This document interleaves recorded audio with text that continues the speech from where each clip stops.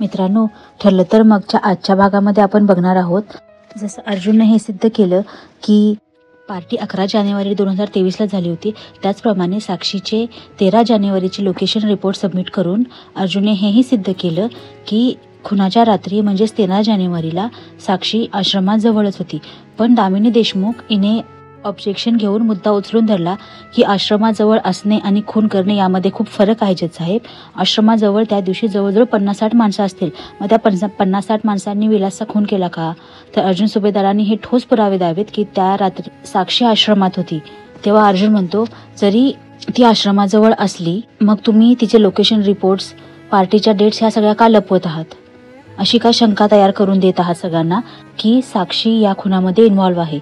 जर तुमचा क्लायंट निर्दोष असेल तर तुम्ही हे एवढे दिवस सगळ्या गोष्टी खोट्या का दाखवल्या, सगळ्या खऱ्या गोष्टी लपवून का ठेवल्या? तेव्हा अर्जुन जज साहेबांना विनंती करतो की खुनाच्या रात्री साक्षी आश्रमात होती या संशयाला जागा निर्माण झाली आहे, तर सगळ्या गोष्टींची चौकशी कसून व्हावी. तेव्हा जज साहेबही पोलिसांना हे आदेश देतात.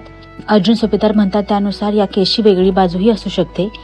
खुनाच्या रात्री काय काय झालं होतं याबद्दल साक्षी शिकरे यांची कसून चौकशी व्हावी आणि खोटे पुरावे देऊन कोर्टाची दिशाभूल केल्याबद्दल साक्षी शिकरे हिला 10,000 रुपये दंडाची शिक्षा हे कोर्ट सुनावत आहे.